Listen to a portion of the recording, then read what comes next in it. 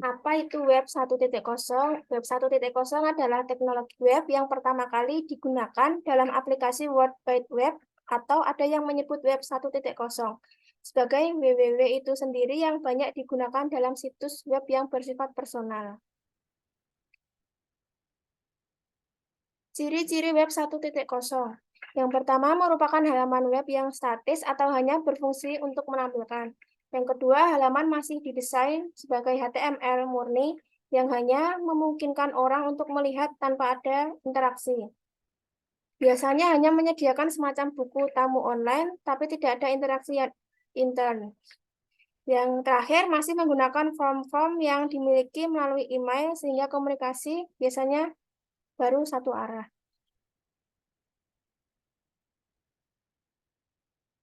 Selanjutnya ada kelebihan web 1.0 dan kekurangan web 1.0.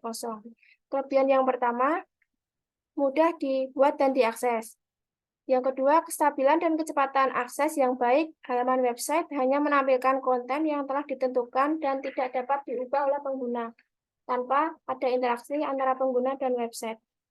Yang terakhir, desain website cenderung sederhana dan tidak banyak menggunakan gambar atau multimedia. Yang selanjutnya ada kekurangan web 1.0. Yang pertama, halaman website pada web 1.0 hanya menampilkan konten yang telah ditentukan dan tidak dapat diubah oleh pengguna. Yang kedua, tidak ada interaksi antara pengguna dan website. Pengguna hanya bisa membaca dan melihat konten yang ditampilkan. Yang terakhir, desain website cenderung sederhana dan tidak banyak menggunakan gambar atau multimedia. Selanjutnya ada contoh web 1.0. Yang pertama, Britannica. Britannica adalah ensiklopedia umum berbahasa Inggris yang diterbitkan oleh Ensiklopedia Britannica, yang merupakan ensiklopedia tertua di dunia yang masih terbit.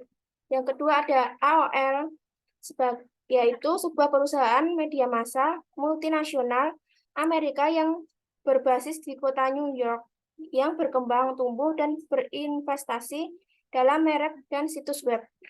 Yang ketiga ada Netscape Navigator, merupakan peramban web yang terkenal pada era 1990-an yang paling banyak digunakan sebelum kemunculan internet dari Microsoft yang dibuat oleh Netscape Corporation. Selanjutnya akan dibacakan oleh rekan saya. Untuk selanjutnya, apa itu web 2.0? Web 2.0 adalah istilah yang digunakan untuk menggambarkan evolusi internet dari sekedar platform statis menjadi lingkungan yang lebih dinamis dan interaktif. Ini mencakup berbagai teknologi dan konsep seperti media sosial, kolaborasi online, konten yang dapat diubah oleh pengguna, aplikasi web berbasis cloud, dan responsif terhadap pengguna. Dengan Web 2.0, pengguna dapat lebih aktif berpartisipasi dalam menciptakan dan berbagi konten online. Next.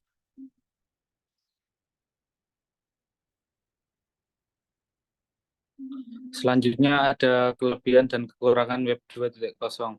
Untuk kelebihan, Web 2.0 sendiri yaitu pada interaktivitas pengguna, kolaborasi online yang lebih baik, serta konten yang lebih dinamis dan responsif. Untuk kekurangan, terletak pada masalah keamanan data, kemungkinan potensi penyebaran informasi palsu, dan ketergantungan pada koneksi internet yang stabil. Next. Selanjutnya ada ciri-ciri web 2.0. Interaktivitas tinggi antara pengguna dan situs web. Selanjutnya, konten yang dapat diubah dan dibagikan oleh pengguna. Selanjutnya, kolaborasi online yang memungkinkan berbagai pihak untuk bekerja sama secara efektif. Selanjutnya, penerapan teknologi web yang responsif dan lebih dinamis. Selanjutnya, fokus pada pengalaman pengguna yang lebih menyeluruh dan interaktif.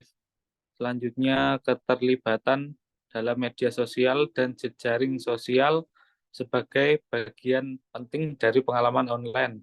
Yang terakhir, integrasi aplikasi web berbasis cloud untuk akses yang mudah dan kolaborasi yang lebih efisien.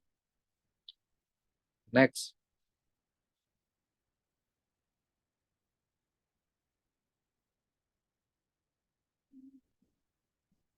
Ya, ini beberapa contoh dari web 2.0. Ada WordPress, Blogspot, dan LiveJournal. Materi selanjutnya akan dibacakan oleh Mbak Elisa. Yang selanjutnya yaitu web 3.0. Web 3.0 adalah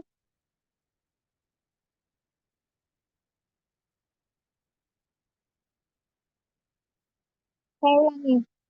Web 3.0 adalah konsep yang menggambarkan evolusi internet menuju era di mana data dapat diakses, dipertukarkan, dan diintegrasikan dengan cara yang lebih efisien dan aman.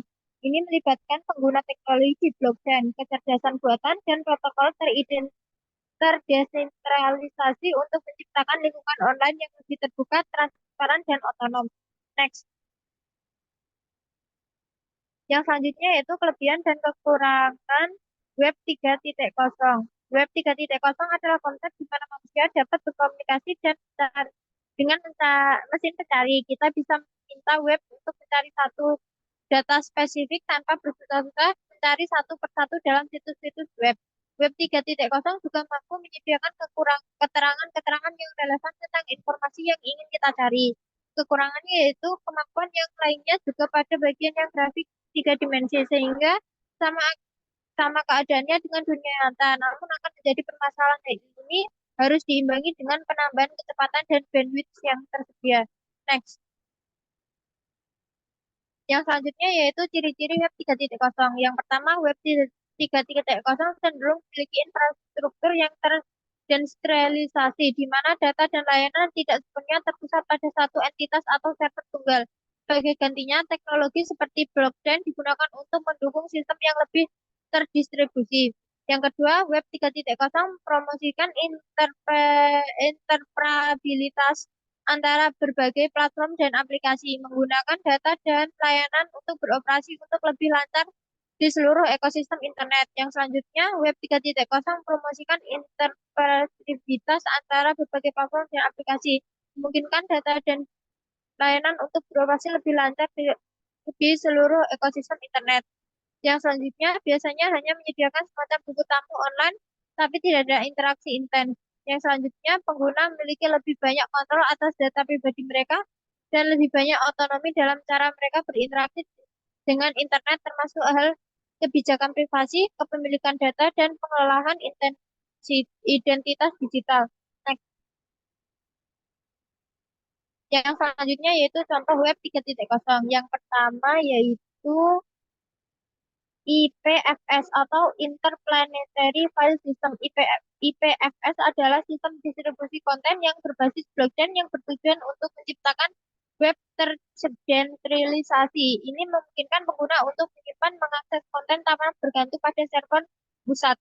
Yang kedua yaitu Filecoin. Filecoin adalah proyek yang berjalan di atas IPFS dan menggunakan konsep blockchain untuk menciptakan pasar tersentralisasi untuk menyimpan file. Pengguna dapat menyewa ruang menyimpan dari jaringan dan mendapatkan token Filecoin sebagai imbalannya. Yang selanjutnya yaitu Brave Browser. Brave adalah browser web yang menggunakan model bisnis alternatif dengan memanfaatkan teknologi blockchain. Ini memungkinkan pengguna untuk menetapkan imbalan token BAT atau Basic Attention Token dengan mengizinkan iklan dalam browser mereka dan berinteraksi dengan konten.